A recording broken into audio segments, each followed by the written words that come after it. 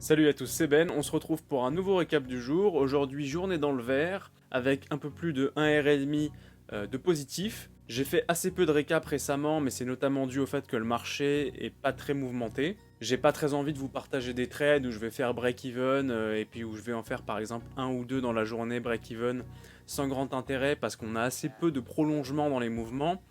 Aujourd'hui encore, on avait assez peu de mouvements. J'ai quand même réussi à prendre des profits sur un début de momentum sur l'action BBIG. Je vous propose qu'on regarde ça derrière les écrans tout de suite.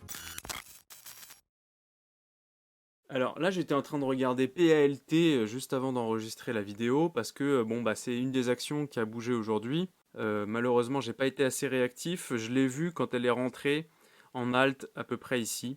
Donc on avait quand même un beau signal que j'ai raté parce que j'étais en train de faire autre chose parce que j'avais l'impression qu'il se passait rien. Mais on aurait pu rentrer dans cette zone-là avec un rebond sur le VWAP et sur l'IMA en une minute. L'IMA 9 en une minute. Donc on aurait pu prendre des profits assez facilement sans prendre trop de risques, hein, avec un stop ici aux alentours des 7,78. On peut imaginer une entrée ici autour des 8,22. Donc on n'aurait pas eu une très grosse position, mais il y avait quand même de quoi faire des profits. Bref, aujourd'hui, alors attendez, je vais vous mettre juste les trades du jour. Comme vous voyez hier, j'en ai pas pris des masses. Et j'étais surtout attentif à des swing trades, notamment sur l'énergie. Je pense qu'on peut s'attendre à une tendance en daily haussière sur l'énergie. On a une résistance qui n'est pas très loin, mais étant donné qu'on a pas mal de nouvelles qui vont dans le sens d'une augmentation des prix de l'énergie, notamment sur le gaz naturel, je pense qu'on va casser cette résistance et aller vers des plus hauts. Donc j'étais surtout en train d'étudier ça et en train d'acheter et de vendre des NFT récemment parce que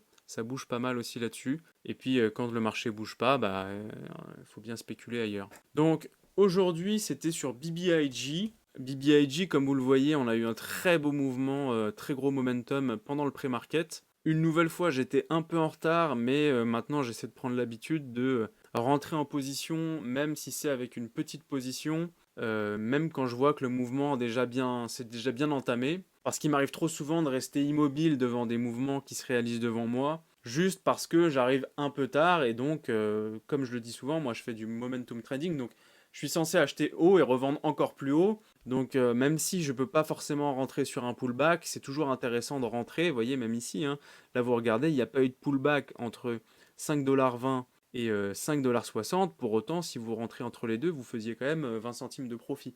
Donc, et c'est pas négligeable. Donc j'arrête d'attendre forcément toujours un pullback, je commence à rentrer avec des petites positions. Bon là en l'occurrence, j'ai commencé à rentrer. On a eu un début de pullback, j'ai augmenté la taille de ma position, de manière à avoir une position qui commençait à être un peu plus conséquente. Malheureusement, ça n'a pas rebondi immédiatement, ça a commencé à pullback un peu plus fort et un peu plus bas. Donc je suis sorti, voyant que le pullback et que le niveau des 6 dollars tenait, et qu'on était entre les 6,10 $ et les 6 dollars et ça tenait plutôt bien, je suis re-rentré du coup tout de suite avec une position complète. J'ai pris des profits dans le squeeze, donc déjà quand on est revenu vers le plus haut, et puis un peu après, sur ce grand chandelier vert. J'ai essayé ensuite de re-rentrer pour un deuxième squeeze.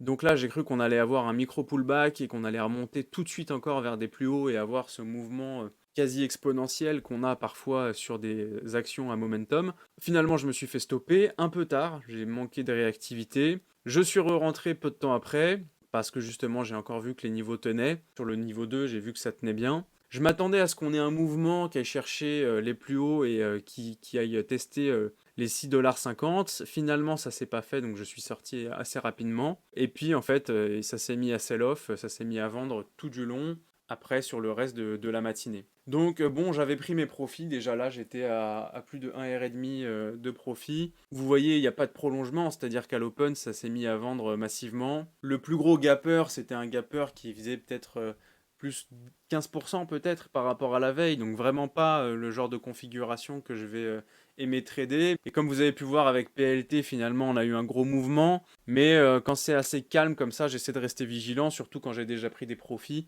et que j'ai déjà commencé à trader. Du coup, je vais en rester là, ça me laisse plus de temps pour avancer sur d'autres vidéos avec un contenu peut-être un peu plus éducatif et sur d'autres projets que j'ai en parallèle. Malgré des résultats qui sont pas forcément mirobolants, moi j'arrive à voir que je progresse dans le sens où quand le marché est hésitant comme ça, je vais perdre peu d'argent. voire en gagner un petit peu. Là où avant j'avais plutôt tendance à me faire avoir, maintenant j'arrive bien à déceler quand on va avoir un mouvement qui va peut-être se prolonger et quand on va avoir quelque chose qui commence à s'estomper et dans lequel il faut éviter de rentrer. Donc ça, je suis assez satisfait là-dessus. J'espère juste qu'on va avoir un peu plus de volume et un peu plus de mouvement pour le mois à venir.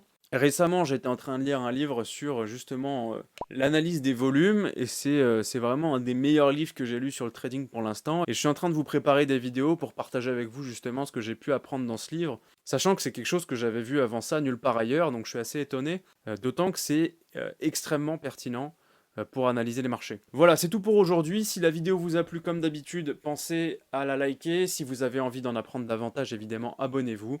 Et je vous dis à la prochaine. Salut à tous. Merde, c'est pas ça.